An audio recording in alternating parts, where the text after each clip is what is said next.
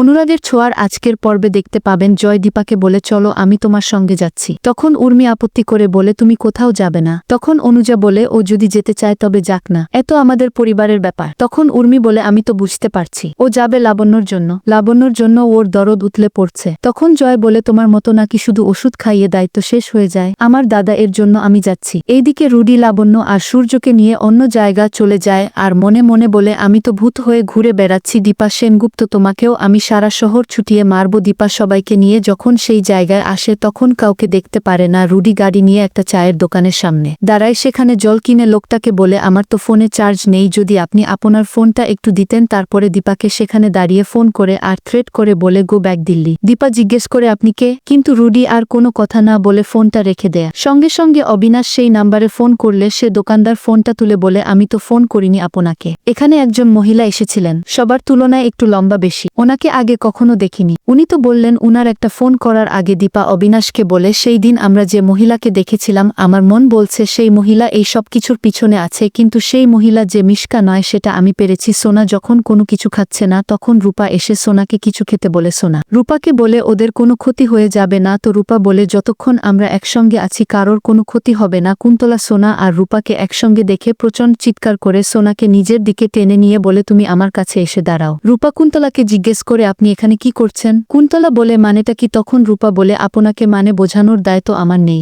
বেরিয়ে যান এই বাড়ি থেকে। কুন্তলা বলে আমি আমার সোনা বৌমার সঙ্গে দেখা করতে এসেছি, তুমি আমাকে বের করে দেওয়ার কে? তখন রূপা বলে যতটা এই বাড়ির সোনার ততটাই এই বাড়ি আমারও, সেই অধিকার থেকেই আপনাকে বলছি বেরিয়ে যান। রূপাকে সাবধান করে তুই কার সঙ্গে কিভাবে কথা বলছিস? রূপা বলে তোমরা ভুলে গেলেও আমি ভুলে যাইনি, ওরা সোনার সাথে কিরকম ব্যবহার করেছে। তখন কুন্তলা বলে এই বাড়িতেই আমার ছেলেকে খুন করা হয়েছে। তখন রূপা বলে মরা কান্না করলে তো আর আপনার ছেলে ফিরে আসবে না। তখন উর্মি রূপাকে বলে দিদির কোনো বিজনেস রায় ভালো তো এই কাজটা করতে পারে। তখন রূপা বলে সেরকম হলে মার কাছে ফোন আসতো, আমাদের সব থেকে বড় শত্রু মিশকা, সে যখন নয় তখন আমাদের পরবর্তী শত্রু কুমার, সেই জন্য যতক্ষণ না সবকিছু ঠিক হচ্ছে আমি ওনাকে এই বাড়িতে দেখতে চাই। সোনা কুন্তলাকে বলে আপনি বরং আসুন, সবকিছু ঠিক হয়ে যাবে তারপরে আসবেন। কুন্তলা সোনাকে জোরে নিজের দিকে টেনে নিয়ে বলে তোমার এত বড় সাহস, তুমি আমার সঙ্গে এইভাবে কথা বলছো? রূপা হাততালি দিয়ে বলে শেষ হয়ে গেল আপনার সোনা বৌমার প্রতি সমস্ত ভালোবাসা। কোনো কিছু একটা বলার চেষ্টা করলে রূপা চিৎকার করে বলে গেট আউট, বেরিয়ে যান এই বাড়ি থেকে। দীপা সবাইকে নিয়ে সেই চায়ের দোকানে আসে, সিসিটিভি ফুটেজ চেক করে যেখানে রুডি হাতের ইশারা করে দীপাকে চলে যাওয়ার জন্য বলছে সেইটা দেখে দীপা বুঝতে পারে এ হাত তো কোনো মহিলার হাত নয়। এইদিকে রুডি লাবণ্য